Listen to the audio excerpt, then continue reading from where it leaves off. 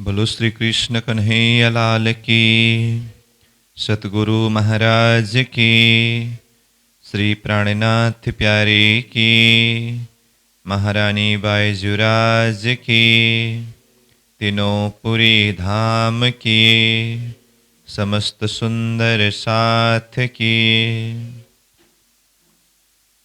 आनन्दकन्दं प्रभुदेवचन्द्रं ब्रजेशरूपेण पुरापि जातं प्रवेश्य प्राप्तं प्रियप्राणनाथं परेशपूर्णं सततं नमामि। ब्रह्म प्रिया जागरणाय जाता सर्वस्वपाता भवसिन्धुत्राता विज्ञानदाता निजधर्मधाता दिनैकबन्धो शरणं प्रपद्ये दिनैकबन्धो शरणं प्रपद्ये। बोलो श्री प्राणनाथ प्यारे की। उपस्थित संपूर्ण सुंदर साहस जी, साधक एवं साधिकाएं, प्रशिक्षण शिविर सत्र का आज हम 32वां दिवस के पावन बैठक में उपस्थित हुए हैं। सर्वप्रथम आप सभी को सप्रेम प्रणाम करते हुए, स्वागत करते हुए आज की विषय वस्तु प्रसंग को हम आगे बढ़ाने जा रहे हैं। कल हम चर्चा कर रहे थे अक्षरातीत परब्रह्म परमात्मा का धाम। ये परम धाम में राज जी महाराज और श्यामा जी और 12,000 आत्माएं और अक्षरधाम में अक्षर ब्रह्म, ये तो पहले से ही चर्चा करते आ रहे हैं। तो विशेष करके कल का प्रसंग में अक्षर ब्रह्म और हम आत्माओं के बीच में एक आपस में देखना हुआ। परम धाम के समय के हिसाब से आज का दिन प्रथम प्रहर में जब अक्षर ब्रह्म हर रोज की तरह दर्शन करने के लिए आए, तो आज अक्षर और ये परम धाम की आत्माओं को एक आपस में देखना हुआ। उसके पश्चात अक्षर ब्रह्म तो लौट करके अपने महल अक्षरधाम चले गए। तो परम धाम में राज जी, श्यामा जी और 12,000 आत्माओं के बीच में क्या क्या संवाद हुई, तो जिसे इशक रब्द प्रेम संवाद कहा है। तो उस प्रसंग में हमने कल चर्चा किया। लगभग 9 बजे से यह इशक रब्द प्रेम संवाद शुरू हुआ, 9 से 12 बजे तक, और 12 से 3 बजे तक श्रीराज जी की शयन लीला। तो उस समय में सखियाँ सब एक साथ में मिल करके यही खेल देखने के विषय की चर्चा। फिर 3 बजे से 4 बजे तक परमधाम की तीसरी भूम में ही प्रेम संवाद।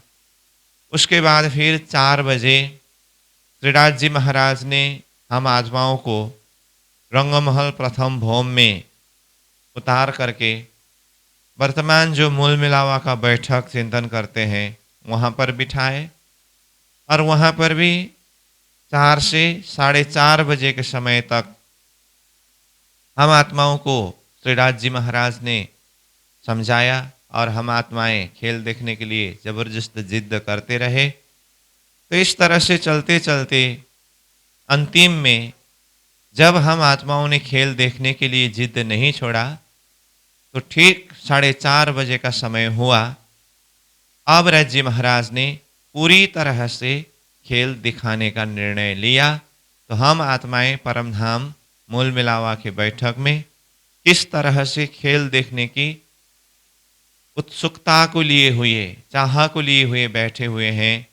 ये प्रसंग मतलब एक शब्द में अगर कहूँ तो ईशक रब्द प्रेम संवाद का प्रसंग हमने कल चर्चा किया। अब आज का हमारा विषय है अक्षर ब्रह्म। जब वो प्रातःकालीन प्रथम प्रहर में परमधाम में श्रीनाथ जी महाराज को दर्शन करने के लिए गए हर रोज की तरह, तो आज कुछ अलग से स्थिति हुई।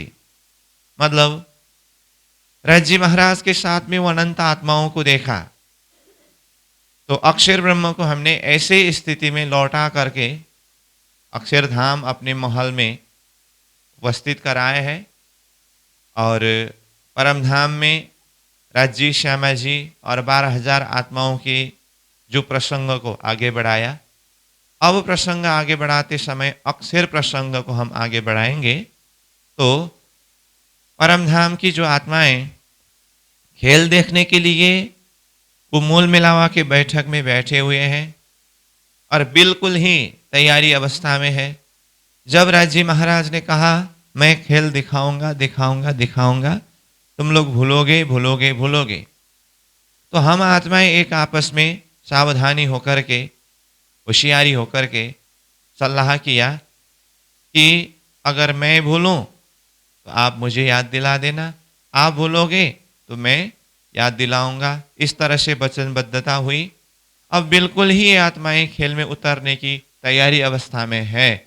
इसी अवस्था में ये परमधाम मूल मिलाव की बैठक को अभी रखेंगे, क्योंकि अभी हमारा खेल बनने का प्रसंग वर्णन नहीं हुआ है, तो उस प्रसंग को वहीं पर रखेंगे। तो अब अक्षर के द्वारा सृष्टि विस्तार का प्रसंग आगे हम चर्चा करते जाएंगे, और जब पूरी तरह से खेल निर्माण खेल विस्तार का प्रसंग और इसका जो समय आगे बढ़ते बढ़ते यहाँ सृष्टि के हिसाब से जब आत्माओं के उतरने का समय, इस सृष्टि में स्टेज बनाने की जो प्रसंग पूरी तरह से तैयार होने के बाद फिर हम प्रसंग को जोड़ेंगे कि वो परमधाम में मूल मिलावा के बैठक में खेल देखने की तीव्र इच्छा लिए हुए बैठे आत्माएं सुरता रूप में इस तरह से संसार में उतरे करके तब वो प्रसंग जोड़ा जाएगा। अभी तो हमने खेल बनाया ही नहीं, इसीलिए आत्मा को नहीं उतार सकते हैं ना। तो जिस तरह से अक्षर और आत्माओं के एक आपस में देखा देख एक ही समय में हुआ, तो अक्षर ब्रह्म को अक्षरधाम में ला करके रखा हमने, और परमधाम का जो प्रसंग प्रेम संवाद के प्रसंगों को चर्चा करके 4:30 बजे तक की बात चर्चा की। ठीक इसी तरह से अब परमधाम वाला प्रसंग को ऐसे ही अभी रखेंगे। ठीक है, अब हम प्रसंग को अक्षर ब्रह्म की तरफ के प्रसंग से आगे बढ़ रहे हैं। तब अक्षर का जो प्रसंग 4:30 बजे का समय कहा, वो तो परम नाम की प्रेम संवाद के हिसाब से है ना। तो अक्षर ब्रह्म के विषय की बात को आगे बढ़ाने के लिए तो फिर कहाँ से शुरू करनी होगी? लगभग 9 बजे के समय से ही। ठीक, तो अब हर रोज की तरह आज भी अक्षर ब्रह्म दर्शन करने के लिए गए थे, परंतु आज फर्क क्या हुआ? राज्य के साथ में अनंत आत्माओं को देखा। अक्षर को कुछ पता नहीं है, लेकिन हम तारतम के हिसाब से ये प्रसंग में खुलासा करके अगर बताएं तो अक्षर ने किसको देखा? श्यामा जी सहित परमधाम की ब्रह्मप्रियाए आत्माओं को देखा। तो देखते ही उनके हृदय के अंदर क्या विचार प्रकट हुआ? ये आत्माएं कौन है, क्या लीला करते हैं? ये लीला दर्शन करने को मिले तो। प्राणनाथ जी ने सृष्टि उत्पत्ति के प्रसंग में 2 कारण बताया है ना। तो 2 कारण क्या क्या था, जो हमने पहले ही चर्चा कर चुके हैं। अक्षर ब्रह्म को परमधाम के अंदर की लीला दर्शन करने की इच्छा, और परमधाम की आत्माओं को अक्षर ब्रह्म के खेल देखने की इच्छा। ये 2 कारण है। ठीक, तो ये अक्षर ब्रह्म के हृदय में इच्छा प्रकट हुई, तो ये सृष्टि उत्पत्ति का एक कारण हम बार बार चर्चा कर ही रहे हैं।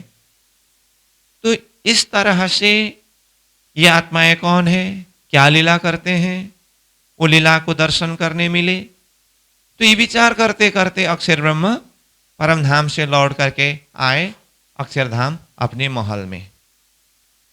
अनंत समय से अक्षर की स्वतः अपनी प्रकृति, अपनी जो लीला बाल लीला है, उस हिसाब से देखे तो क्या था? कल्पना में अनंत ब्रह्मांड बनाना और मिटाना। नयन के पाँव पल में इशारत, कई कोट ब्रह्मांड उपजत खपत।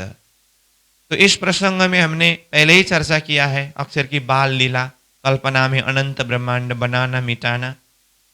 परंतु आज के दिन जब वो परम धाम में अनंत आत्माओं को देखा और लौट करके आए, तो आते आते उनके ही समय के हिसाब से ये अब लगभग 9 बजे के आसपास की ही बात है।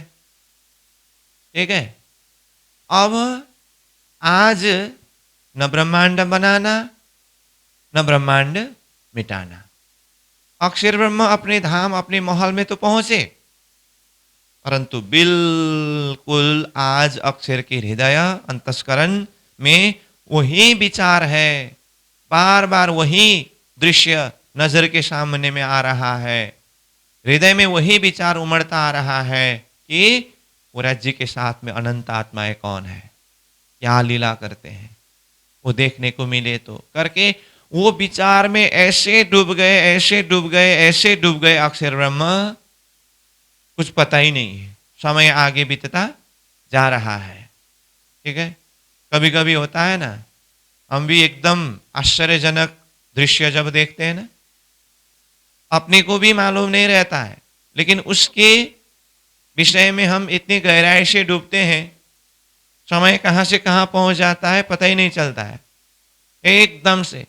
और सामने वाला थोड़ा सा तो क्या हुआ, जब कोई व्यक्ति विचार की गहराई में डूबते हैं ना, उनको पता नहीं चलता है, तो सामने वाला थोड़ा सा कुछ बोल दे थोड़ी देर में, नहीं नहीं कुछ नहीं, ऐसी स्थिति होती है।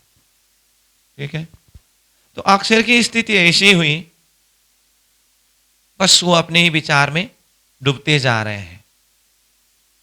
तो ये विचार में डूबते डूबते इतना समय निकल गया, लगभग 9 बजे की बात है, 10, 11, 12, 1, 2, 3, 4, 4:30 हुआ।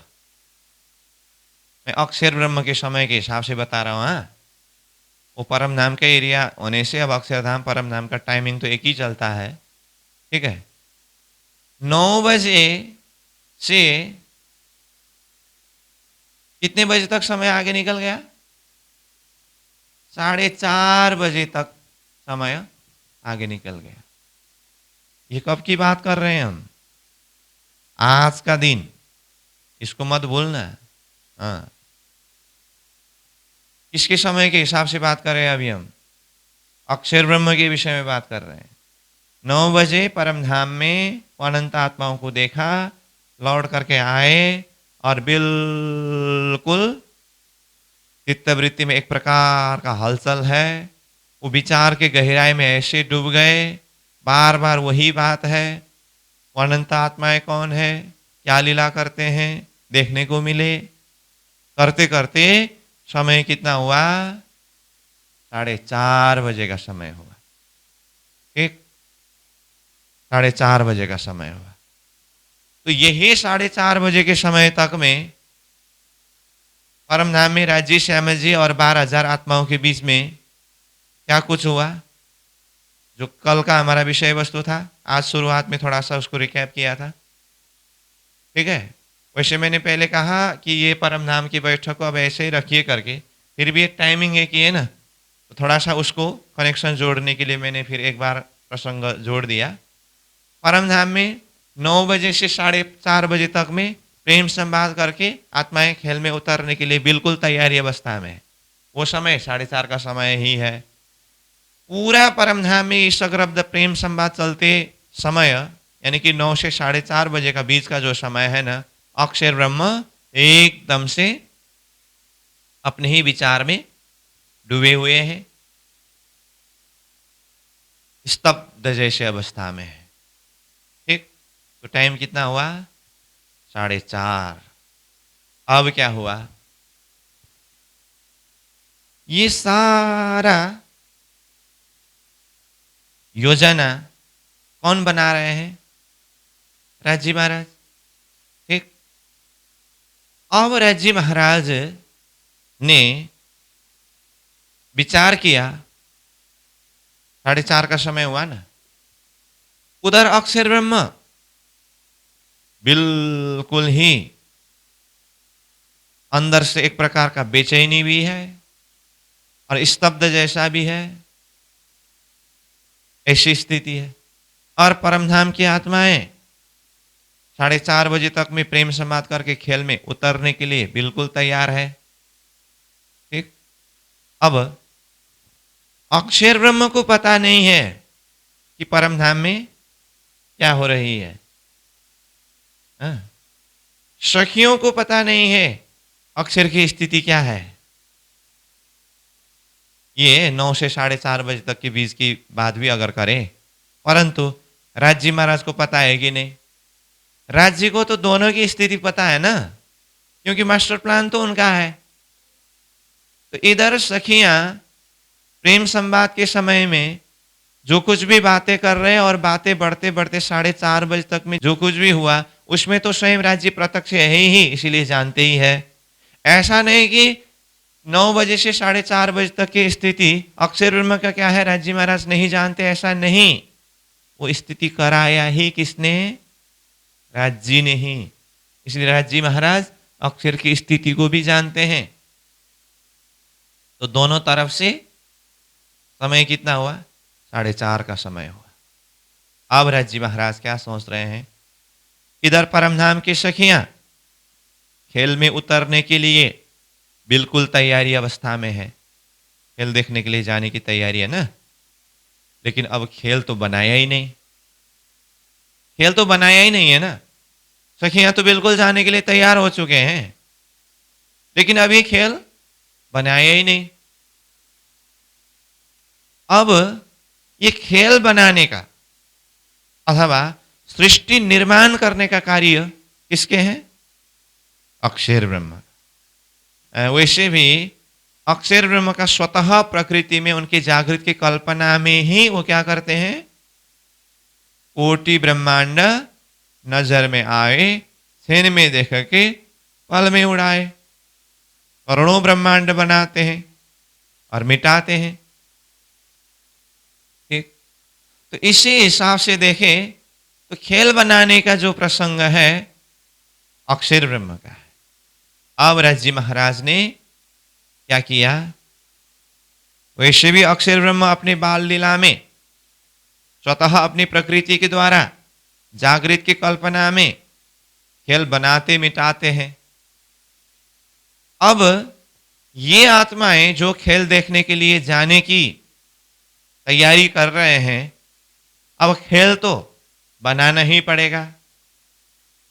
अक्षरातीत स्वयं तो खेल बनाने वाले नहीं है। तो अक्षरातीत श्री राज जी महाराज ने सोचा इन आत्माओं को खेल देखने के लिए भेजना है, तो वो खेल भी किसके माध्यम से विस्तार कराऊंगा?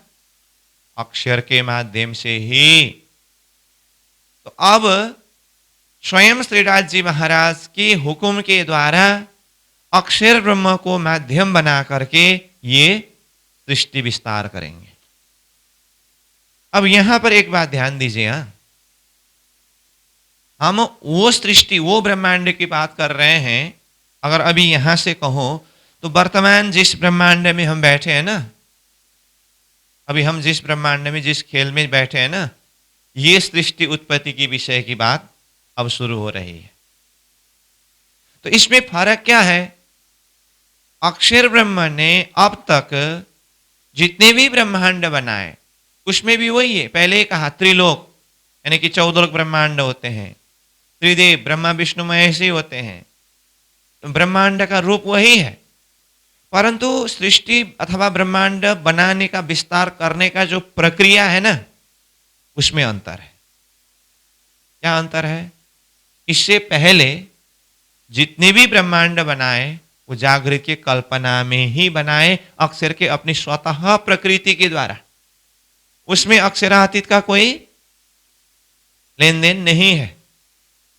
अक्षर अपनी ही मस्ती में, अपनी ही प्रकृति में ब्रह्मांड बनाते मिटाते रहे, परंतु अब ये ब्रह्मात्माओं को खेल देखने के लिए भेजने की तैयारी हुई। अब वो खेल बनाने का जो प्रसंग सामने में उपस्थित हुआ है ना, ये खेल, ये ब्रह्मांड अथवा ये सृष्टि निर्माण तो अक्षर ब्रह्म ही करेंगे करने के लिए, लेकिन अक्षर के अपने स्वतः प्रकृति के हिसाब से नहीं।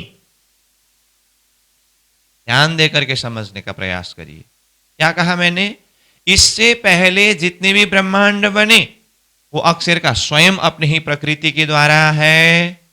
अब जो ब्रह्मांड बनने जा रहा है, मतलब ब्रह्मात्माओं को खेल दिखाने के लिए जो सृष्टि निर्माण करने जा रहे हैं, फिर भी मैं बोल रहा हूं, वर्तमान हम यहां के हिसाब से कहे तो अभी हम जिस ब्रह्मांड में बैठे हुए हैं, ये ब्रह्मांड बनने में पर्दा के पीछे किसके हाथ है? अक्षरातीत की हाथ है।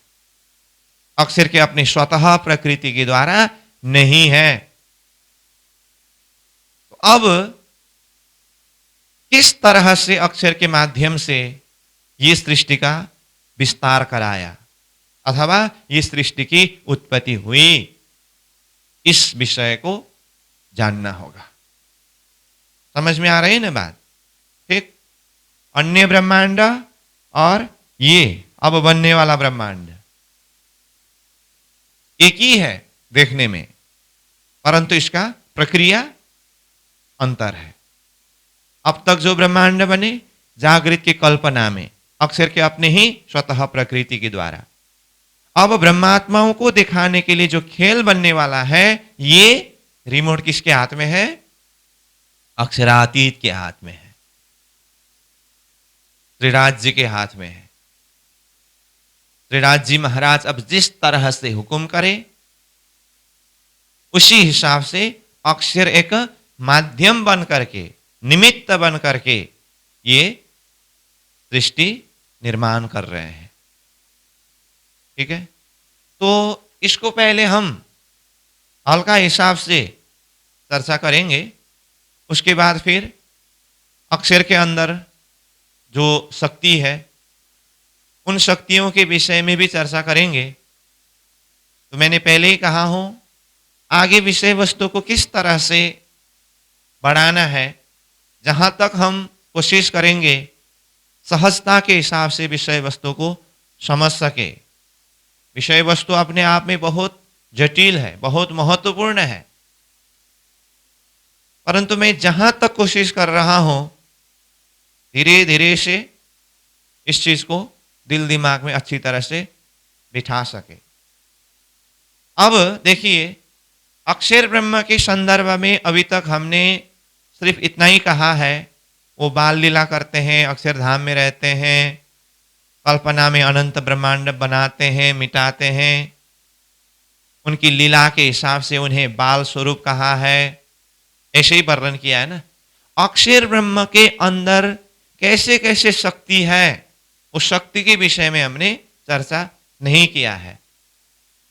अब हम धीरे धीरे अक्षर को ही विशेष फोकस कर रहे हैं, क्योंकि सृष्टि विस्तार करने में कारण रूप वही है ना।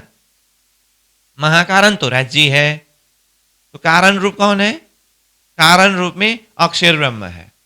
अक्षर का प्रसंग अब सामने में आ रहा है, इसलिए इस तरह से ये कारण रूप अक्षर ब्रह्म की प्रसंग अब सामने में आ रहा है। तो अब धीरे धीरे हमें अक्षर के अंदर कैसे कैसे शक्तियां हैं उसको भी देखना है, उसको भी चिंतन करना है। तो वो तो देखेंगे ही, अक्षर ब्रह्म के अंदर कैसे कैसे शक्ति है, वो किस तरह से विस्तार होते हैं, इसको तो देखेंगे ही। लेकिन उससे पहले ये जो सृष्टि उत्पत्ति का जो प्रसंग, जैसे 4:30 बजे तक अक्षर की स्थिति और राज्य महाराज के हुक्म के माध्यम से इस सृष्टि विस्तार की बात हम कर रहे हैं। तो किस तरह से अक्षर के द्वारा ये सृष्टि की उत्पत्ति हुई, ये प्रसंग को हम थोड़ा आगे बढ़ाएंगे। साथ में अक्षर ब्रह्म के अंदर की जो शक्ति है, वो शक्ति का प्रसंग भी अपने आप आता जाएगा। ठीक, तो फिर आइए, अभी टाइम कितना हुआ? 4:30 हुआ। परमधाम में सखियों की पूर्ण तैयारी क्या हुई? खेल देखने के लिए जाने की पूर्ण तैयारी हुई, लेकिन खेल अभी बना नहीं है। सखियां और अक्षर दोनों की स्थिति को राज्य जानते हैं। आज अक्षर की स्थिति कैसे है? 9 से 4:30 बजे तक बस न खेल बनाना न मिटाना, ऐसी स्थिति में है। अब ठीक 4:30 बजे का समय जैसे ही हुआ, अब राज्य महाराज के ही रिमोट के द्वारा, उनके ही हुकुम के द्वारा अक्षर के माध्यम से सृष्टि बनने का समय भी यही 4:30 बजे का समय ही है। तो हम इसमें बता रहे हैं, इससे पहले जितने भी सृष्टि विस्तार हुए, ये सारा अक्षर के अपनी स्वतः प्रकृति के द्वारा, लेकिन अब ये ब्रह्मात्माओं के लिए दिखाने के लिए जो सृष्टि बनने जा रहा है, ये अक्षर की स्वतः प्रकृति के द्वारा नहीं। इसके पीछे रिमोट किसके हाथ में है? राज्य के हाथ में है। पर्दा के पीछे राज्य का हाथ है।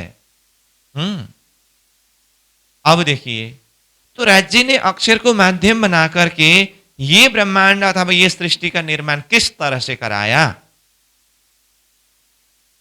इस विषय का चर्चा हम करेंगे। ठीक है।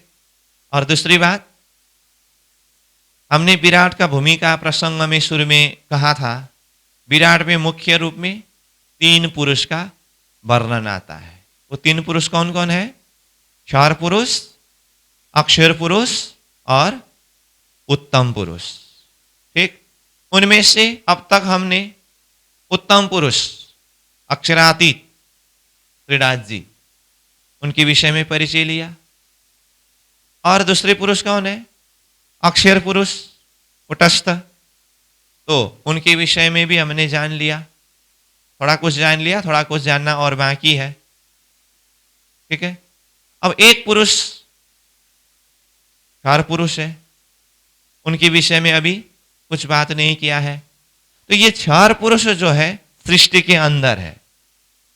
तो ये सृष्टि उत्पत्ति होने का अर्थ ही क्षर पुरुष की उत्पत्ति होना है। तो ये प्रसंग हम आगे बढ़ा रहे हैं। 4:30 हुआ। अब अक्षर के द्वारा ये चाहे क्षर पुरुष कहे, चाहे क्षर ब्रह्मांड कहे, चाहे संसार कहे, चाहे ब्रह्मांड कहे, अलग अलग शब्द का एक ही तत्व, एक ही अर्थ है, परंतु अलग अलग शब्द का प्रयोग करेंगे तो फिर अब शुरुआती अवस्था में अब कभी क्षर पुरुष, कभी क्षर ब्रह्मांड, कभी संसार, कभी ब्रह्मांड, ये क्या है, कंफ्यूज जैसा होता है। परंतु ऐसी बात नहीं है, वो एक ही है, अलग अलग शब्दों से वर्णन किया है। फिर भी जहां तक हम कोशिश करेंगे एक ही शब्द के आधार पर चर्चा करने की। तो ये खेल कहे अथवा ये संसार कहे, किस तरह से उत्पत्ति हुई। तो 4:30 का समय हुआ, कहाँ? परमधाम में, और वही समय अक्षरधाम में भी है। अब क्या हुआ?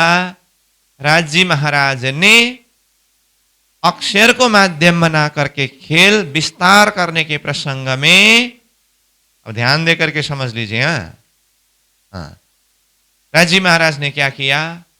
अक्षर ब्रह्म के ऊपर एक हरामोशी का पर्दा डाल दिया। मैंने क्या शब्द प्रयोग किया? हरामोशी का पर्दा शब्द प्रयोग किया। ये शब्द है वाणी का शब्द। हरामोशी का पर्दा मतलब एक अज्ञान रूपी पर्दा अक्षर ब्रह्म के ऊपर अक्षरातीत राज्य महाराज ने डाल दिया। कब की बात है ये? आज का दिन 4:30 बजे के समय में। अक्षर क्या करके बैठे थे? वही जब से परमधाम में वो अनंत आत्माओं को दर्शन हुआ, तब से वैसे भी वो अपने विचार में, वही सोच में, वही कल्पना में डूबे हुए थे। ऐसे बैठे बैठे बैठे बैठे अक्षरातीत श्रीराज जी महाराज ने ठीक 4:30 के समय में एक फरामोशी का पर्दा डाल दिया। अक्षर ब्रह्म भ्रमित हो गए। अज्ञान रूपी पर्दा, फरामोशी का पर्दा बोला मैंने। अक्षर ब्रह्म भ्रमित हो गए।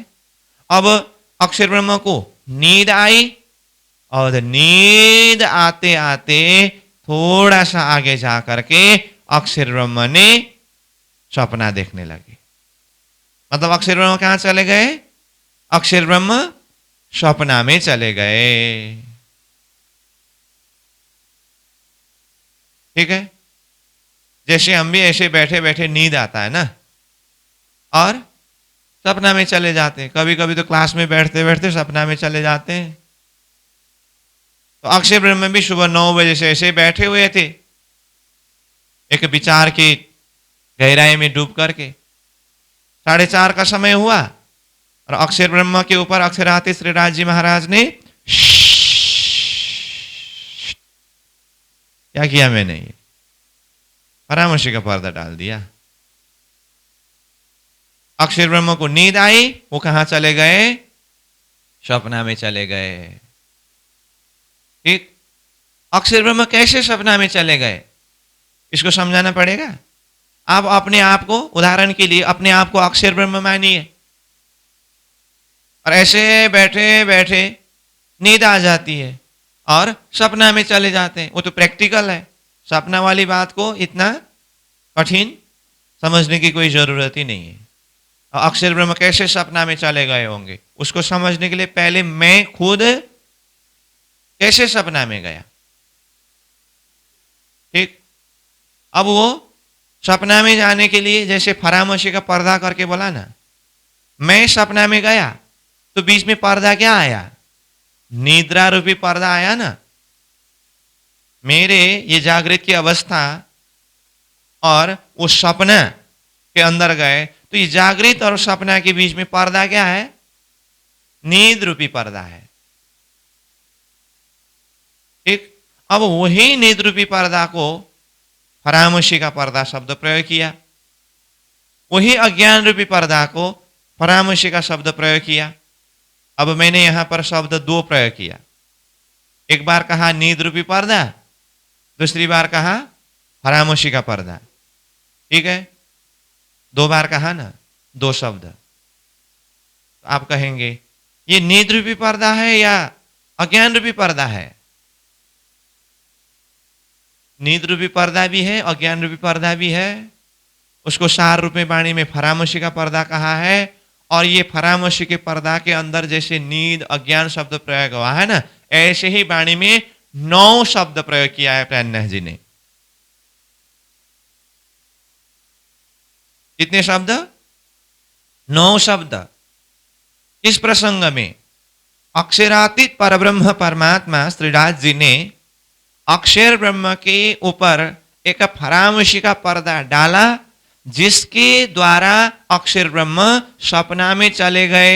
ये प्रसंग है ना, तो ये फरामोशी का पर्दा शब्द जहां पर प्रयोग हुआ है, इसी जगह में महामती प्राणनाथ जी ने वाणी में 9 प्रकार के गुण युक्त ये फरामोशी अथवा ये संसार के गुण के विषय में वर्णन किया है। तो चौपाई में क्या कहा? मोह, अज्ञान, भ्रमण, कर्म, काल और शून्य, ये नाम सारे नींद के निराकार निर्गुण। ये प्राणनाथ जी की चौपाई है। याद है ना चौपाई? तो अगर याद नहीं भी है तो याद करना पड़ेगा। इसमें 9 गुण है। ठीक है, क्या क्या कहा? मोह, अज्ञान, भ्रमण, ठीक, कर्म, काल और शून्य। ये नाम सारे नींद के निराकार निर्गुण। तो ये है चौपाई। ठीक है, तो इस चौपाई के अंदर कितने गुण है? 9 गुण है। चौपाई को अच्छी तरह से देखिए एक बार फिर। मोह अज्ञान भ्रमणा कर्म काल और शून्य, ये नाम सारे नींद के निराकार निर्गुण। क्या प्रसंग में ये चौपाई प्रस्तुत किया था हमने?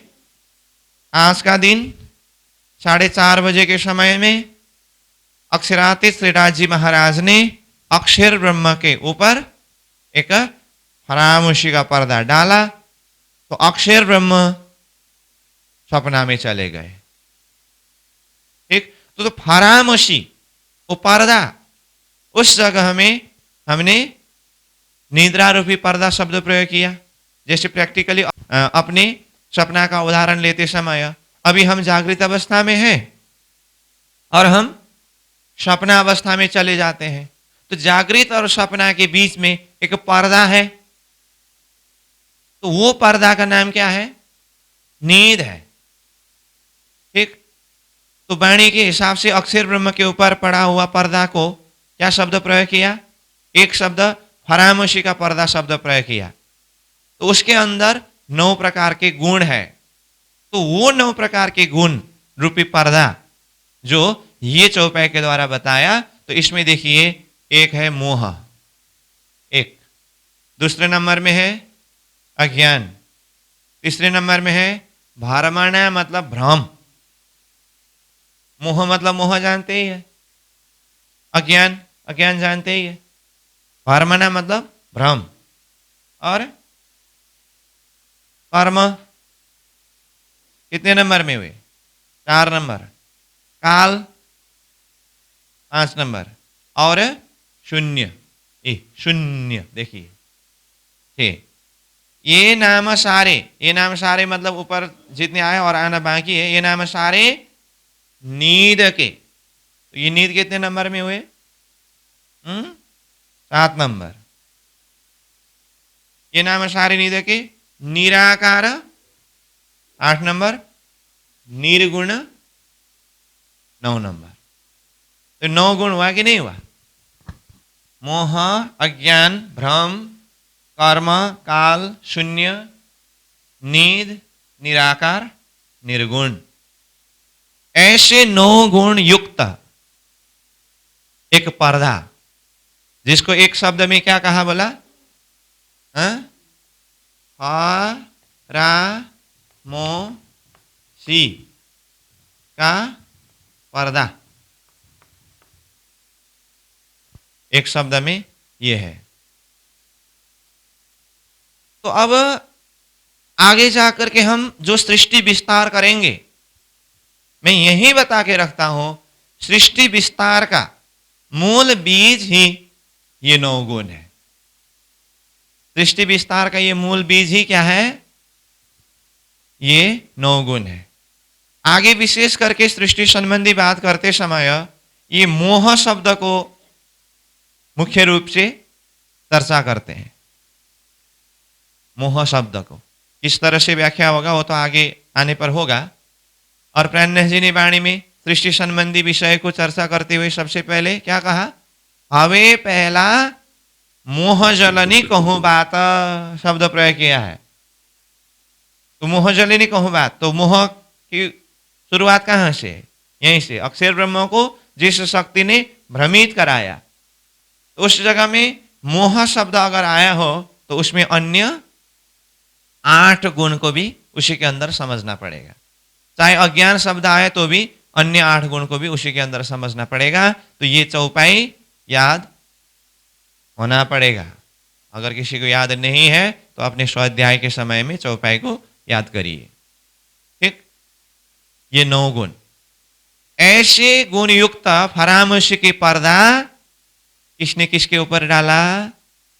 अक्षरातीत श्रीराज जी महाराज ने अक्षर ब्रह्म के ऊपर डाल दिया। तो तो इसको हमारे हिसाब से सहजता के साथ में समझने के लिए ये शब्द को लेंगे। जैसे यहां पर नींद शब्द आया ना, नींद शब्द आया ना, तो स्वयं इसके लिए तो अनुभवी है। मैं बार बार बोल रहा हूं, अभी भी हम जागृत अवस्था में हैं, नींद रूपी पर्दा आई, सपना में चले गए। सपना में जाते समय क्या होता है, ब्रह्मांड भी दूसरा ही और अपना ही शरीर भी दूसरा ही है कि नहीं? दूसरा ही रूप दिखाई देता है कि नहीं दिखाई देता है?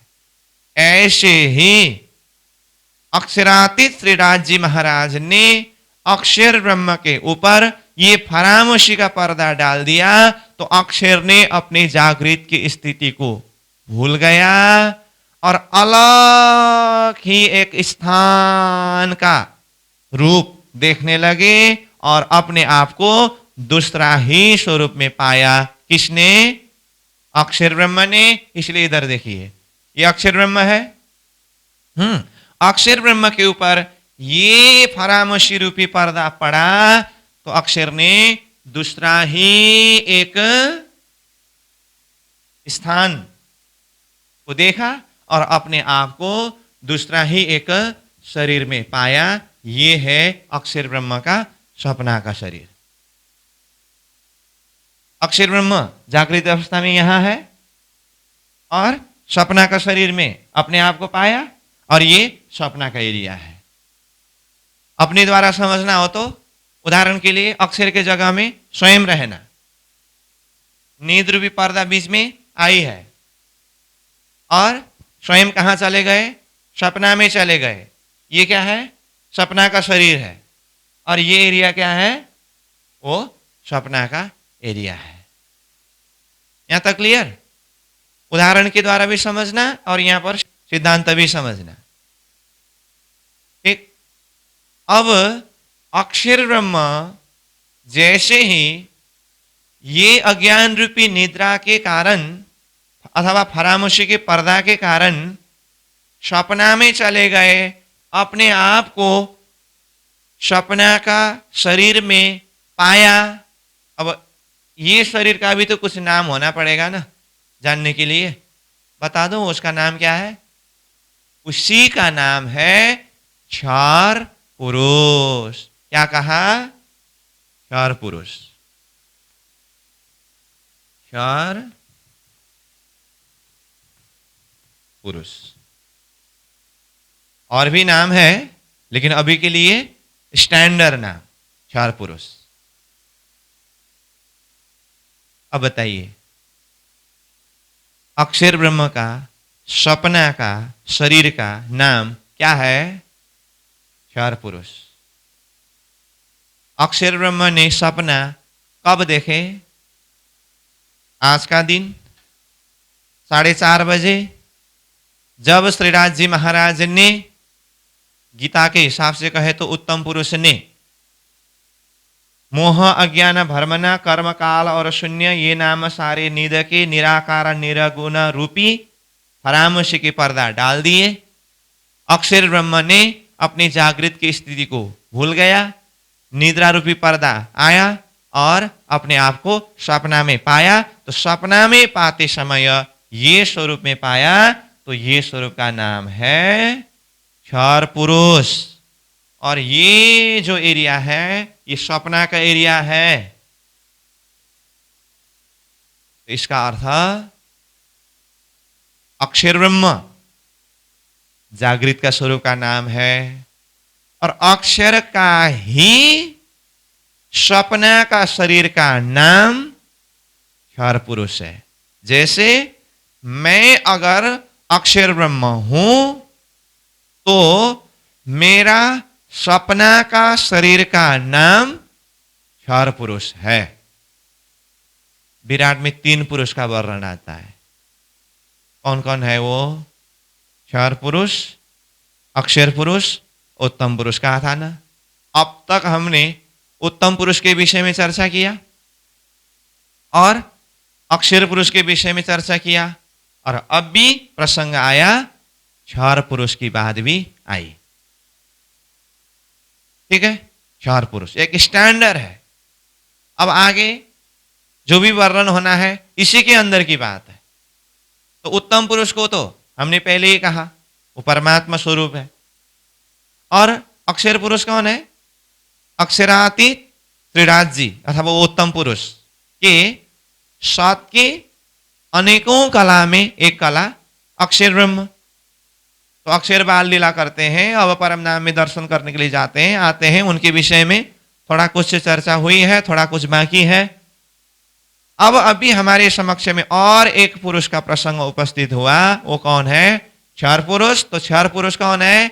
अक्षर ब्रह्म का ही सपना का शरीर का नाम क्षर पुरुष है। उदाहरण के लिए क्या कहा? मैं अगर अक्षर ब्रह्म हूं तो मेरा सपना का शरीर का नाम क्षर पुरुष है। यहां तक ठीक है?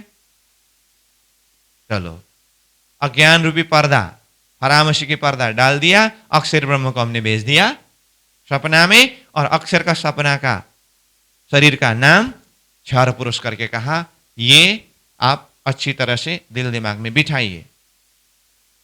अब यहां मैंने बीच में जगह छोड़ दिया हूं, इसका कारण है इसमें बहुत सारी चीजें अक्षर के अंदर की शक्ति का वर्णन करना है। इसलिए मैंने पहले ही कहा हम एक बार थोड़ा सार रूप में बताएंगे, उसके बाद फिर उसी को और गहराई से समझने का प्रयास करेंगे। 4:30 बजे का समय में अक्षरातीत ने फरामोशी का पर्दा डाला तो सीधा अक्षर सपना में गए, तो मैंने उसी प्रक्रिया से सीधा सपना का शरीर और सपना का एरिया बनाया। अब हमें विचार ये करना है, सपना में जाते समय क्या जाता है? सपना में जाते समय क्या जाता है? अक्षर ब्रह्म को सपना में क्षर पुरुष के रूप में तो हमने प्रकट कराया, ठीक है।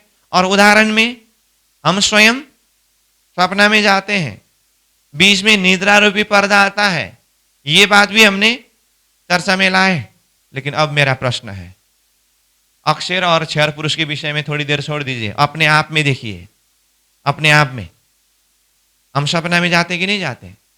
अभी तक जीवन में एक बार भी कभी सपना नहीं देखने वाले कोई है?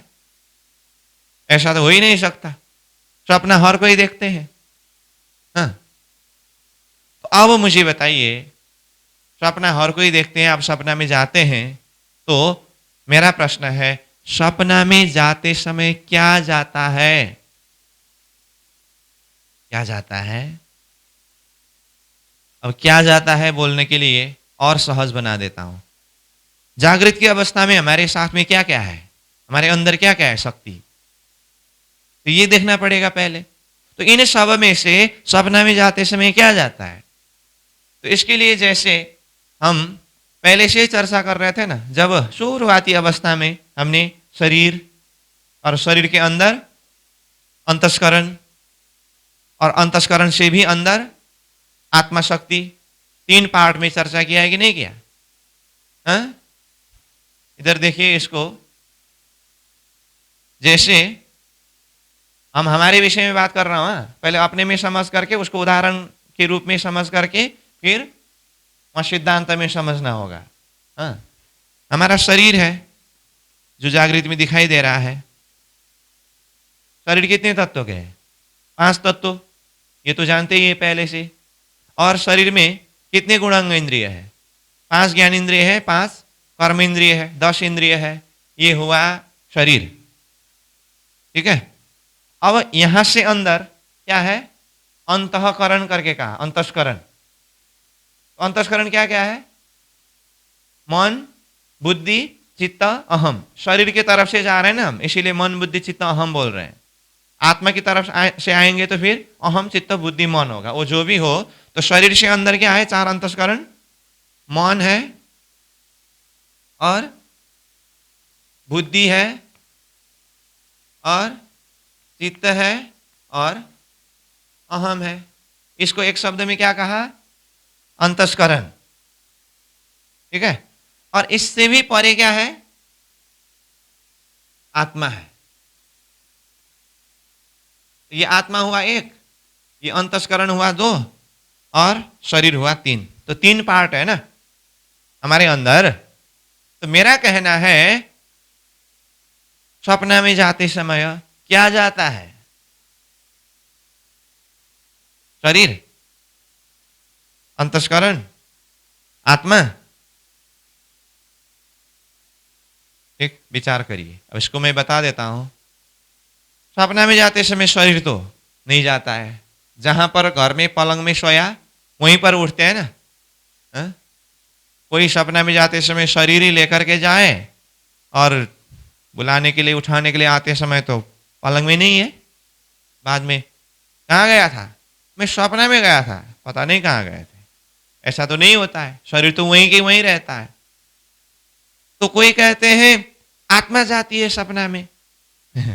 सपना में आत्मा जाती है? शरीर से निकल करके आत्मा अगर सपना में जाए तो वापस आते समय तो आपका शरीर तो पहले राख बना देंगे लोग। शरीर से आत्मा निकलने के बाद कितने समय तक शरीर को रखेंगे घर में? राख बना देंगे, आकर के कहां प्रवेश होंगे? इसीलिए आत्मा तो जाने की सवाल ही नहीं है। तो बाकी रहा है क्या? चार अंतःकरण, मन, बुद्धि, चित्त, अहम, अथवा अहम, चित्त, बुद्धि, मन। अब इसमें से सपना में जाते समय एक्टिव होकर के जाने वाला शक्ति है हमारे में, बताऊं? मन। क्या है? मन है, मन। ये मन सपना में जाती है। और मन का भी बहुत सारी शक्ति है। उसमें से सूक्ष्म एक हिस्सा सपना में जाते हैं और सपना का रूप धारण करके उसका अनुभव करके लौट करके आते हैं। ये मैं किसकी बात कर रहा हूं? हमारे अपने की में वो बात कर रहा हूं। और इसको उदाहरण के रूप में मैं चर्चा कर रहा हूं, क्योंकि हम खुद भी सपने में जाते हैं। उसी प्रक्रिया से अक्षर ब्रह्म जागृत का स्वरूप है और क्षर पुरुष सपना का स्वरूप है, इसलिए वो भी जानना है हमें। तो अभी हमने सपना में जाने के विषय में बात किया, तो अपने में तो शरीर, अंतःकरण और आत्मा की बात हुई। ये तो हमारी बात है, मन सपना में जाते हैं करके कहा। इसका मतलब अब इधर आइए, यहां सिद्धांत में तो बात हो रही है अक्षर ब्रह्म सपना में चले गए और क्षर पुरुष की उत्पत्ति हुई।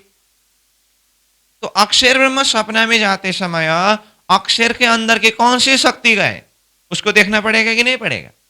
जैसे हमारे अंदर कौन कौन शक्ति थे पहले उसको देखना पड़ा। उसके मध्य में से मन सपना में गया करके कहा। ऐसे ही अक्षर के अंदर कौन कौन सी शक्तियां हैं, उनमें से सपना में जाते समय कौन सी शक्ति गई हमें वो देखना होगा। उसके लिए मैंने ये उदाहरण के रूप में बताया था। अब इसके लिए थोड़ा सा आगे बढ़ा देता हूं। जैसे हमारे अंदर चार अंतःकरण है, अक्षर ब्रह्म के अंदर भी ये चार अंतःकरण ही है। जिस तरह से हमारा मन सपना में जाता है करके हमने उदाहरण के रूप में समझा, अक्षर ब्रह्म का भी मन ही सपना में आकर के क्षर पुरुष का रूप धारण किया है। इसका अर्थ क्या हुआ? जिस तरह से हम अपने में चार अंतःकरण के विषय में चर्चा कर रहे हैं, समझ रहे हैं, अक्षर ब्रह्म में भी चार अंतःकरण है। ठीक है? तो अंतःकरण क्या होता है? अंतःकरण क्या होता है? अपने अंदर होता है या बाहर होता है? मेरा मन कहाँ है? मेरे अंदर ही है। मेरी बुद्धि कहाँ है? मेरे अंदर ही है। मेरा चित्त कहाँ है? मेरे अंदर ही है। मेरा अहम कहाँ है? मेरे अंदर ही है। तो ऐसे ही चार अंतःकरण अक्षर ब्रह्म के अंदर भी है। तो अक्षर ब्रह्म का अहम कहाँ है? अक्षर के अंदर ही है। चित्त कहाँ है? अंदर ही है। बुद्धि कहाँ है? अंदर ही है। मन कहाँ है? अंदर ही है। तो ये सारा वृत्ति रूप शक्ति रूप में अक्षर के अंदर ही है। अब अंदर है अंदर है अंदर है करके हम कैसे समझ सके? इसीलिए ये तारतम्य दर्शन के आधार पर सदगुरु ने, महामती प्राणनाथ जी ने ये अक्षर की शक्ति के संदर्भ में जब हमें समझाने के लिए इसका वर्णन किया, तो अक्षर के अंदर की जो शक्ति अथवा अंतःकरण है तो अक्षर के अंदर ही, परंतु हमें समझाने के लिए उसको यहां बाहर नक्शा बना करके अथवा बाहर दिखा करके समझाया है। तो इसीलिए यहां 1 2 3 4 ये 4 भाग दिखाई दिया ना। तो ये है अक्षर ब्रह्म का 4 अंतस्करण रूप। फिर भी मैं बोल रहा हूं, मैं यहां, मेरा अहम यहां, चित्त वहां, बुद्धि वहां, मन वहां नहीं होता है, मेरे अंदर ही होता है। लेकिन सामने वालों को समझाने के लिए उसी हिसाब से समझाना होता है। जैसे स्प्रिंग को खींचने का होता है ना, स्प्रिंग खींचा तो नीचे दिखाई देता है और छोड़ दिया तो ऊपर फोल्ड होता है। ऐसे ही ये 4 अंतःकरण को भी स्प्रिंग की तरह समझ लीजिए। पकड़ करके खींचना हमें देखने समझने के लिए, और देख लिया समझ लिया तो फिर छोड़ देना, अक्षर के अंदर ही है ये। तो ये मैंने 4 भाग लगाया, अंतस्करण की बात हुई, तो इसीलिए ये है अक्षर ब्रह्म का अहम अंतस्करण। क्या कहा? अहम। और ये दूसरा चित्त, और ये तीसरा बुद्धि, और चौथा ये मन। ठीक है।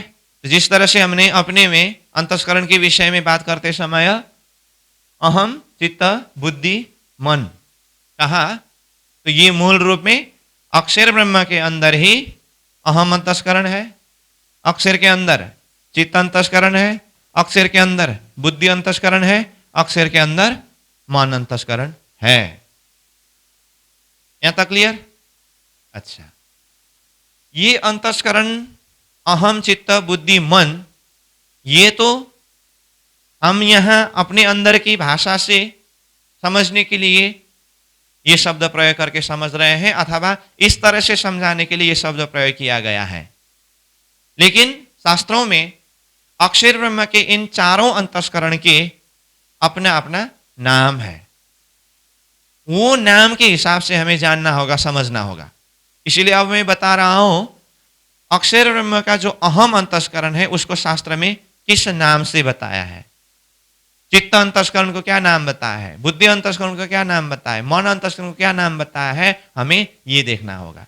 तो देखिए, अहम अंतस्करण को, यानी कि अक्षर ब्रह्म के जो अहम अंतस्करण है ना, इसको शास्त्र में सत्स्वरूप ब्रह्म कहा है।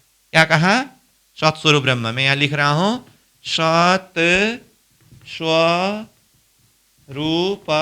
ब्रह्म, सत्स्वरूप ब्रह्म। तो सत्स्वरूप ब्रह्म कौन है? अक्षर ब्रह्म का अहम अंतस्करण का नाम सत्स्वरूप ब्रह्म है। ऐसे ही दूसरा चित्त अंतस्करण है, तो चित्त अंतस्करण का नाम है केवल ब्रह्म, केवल ब्रह्म। ये शब्दावली सब याद होना पड़ेगा। ऐसे तीसरे नंबर में बुद्धि है, तो बुद्धि का नाम है सबलिक ब्रह्म। ठीक है, सबलिक ब्रह्म। और बाकी रहा क्या? मन। तो मन का नाम है, इसको मैं थोड़ा छोटा बना देता हूं यहां। मन का नाम है अव्याकृत ब्रह्म, अव्याकृत ब्रह्म, यह अव्याकृत ब्रह्म है। ठीक है। तो क्या हुआ? अक्षर ब्रह्म का 4 अंतस्करण, अंतस्करण के हिसाब से कहे तो अहम, चित्त, बुद्धि, मन। और इसका नाम क्या है? अहम का नाम सत्स्वरूप ब्रह्म, चित्त का नाम केवल ब्रह्म, बुद्धि का नाम सबलिक ब्रह्म, मन का नाम अव्याकृत ब्रह्म। तो ये शब्दावली को याद करना पड़ेगा। सत्स्वरूप ब्रह्म, केवल ब्रह्म, सबलिक ब्रह्म, अव्याकृत ब्रह्म। ठीक है। इसको अक्षर ब्रह्म का 4 अंतस्करण कहते हैं। अथवा इसी को चार विभूति स्वरूप भी कहते हैं। क्या कहा? चार विभूति स्वरूप भी कहते हैं, चार अंतस्करण है। ठीक, तो ये प्रसंग हमने कहां से लाए? अक्षर ब्रह्म सपना में गए, क्षर पुरुष के रूप में अक्षर ने अपने आप को पाया, तो हमने विषय उठाया सपना में जाते समय क्या जाता है? मन। तो इसका मतलब अक्षर में भी मन है। तो हाँ, अहम भी है, चित्त भी है, बुद्धि भी है, मन भी है। तो ये अहम चित्त बुद्धि मन तो अंतस्करण के भाषा में हुआ। इसका नाम अपना अपना है, तो ये सत्स्वरूप केवल शब्दिक अव्याकृत हुआ। इसका अर्थ मन का नाम क्या हुआ? अव्याकृत। अब बताइए, सत्स्वरूप केवल शब्दिक अव्याकृत में से अक्षर ब्रह्म सपना में गए करके बोलते समय कौन सी शक्ति गया? अव्याकृत शक्ति गया। यही बात को समझाने के लिए मैं इस तरह से प्रस्तुत कर रहा हूं। अव्याकृत गया कैसे? सपने में जाते समय मन जाता है और मन का नाम अव्याकृत है। तो अक्षर ब्रह्म का जो मन अंतस्करण अव्याकृत का शक्ति ही सपना में जाकर के क्षर पुरुष का रूप धारण किया। यहां तक ठीक है?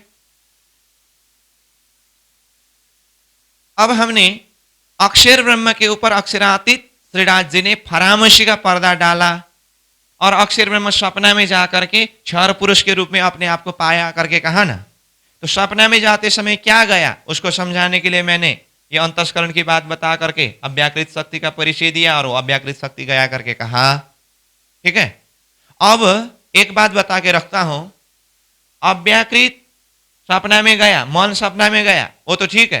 तो मन का जो शक्ति है वो सारा शक्ति सपना में गया, ऐसा नहीं होता है।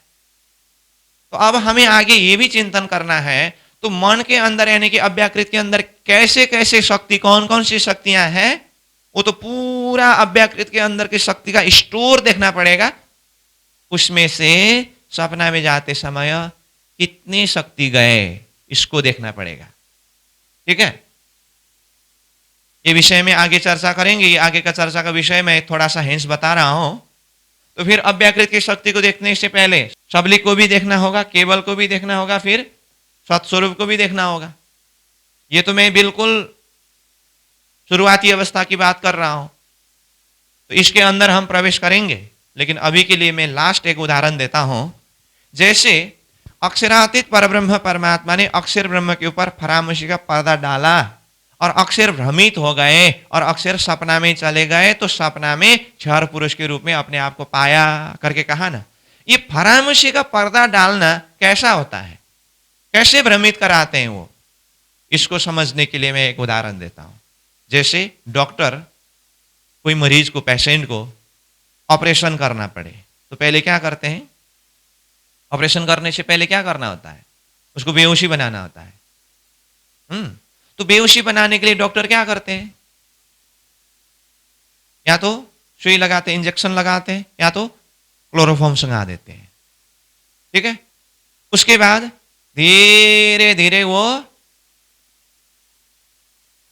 अपने आप को भूलने लगते हैं। अपने आप को भूलने लगते हैं मतलब उसका कुछ दिमाग काम करना छोड़ देता है ना, अब बेहोशी हो जाता है वो। हाँ, डॉक्टर ने पेशेंट को क्लोरोफॉर्म संगाया अथवा इंजेक्शन लगाया, तो पेशेंट क्या हुए? चले गए। इसी तरह से समझ लीजिए अक्षरातीत परब्रह्म परमात्मा श्रीराज जी ने, डॉक्टर उदाहरण के रूप में, अक्षर ब्रह्म के ऊपर वो इंजेक्शन लगाने की तरह, क्लोरोफॉर्म सुंगाने की तरह, ये मोह अज्ञान भर्म न कर्म काल और शून्य ये नाम सारे निध के निराकार निर्गुण रूपी पर्दा, अज्ञान रूपी पर्दा डाल दिया।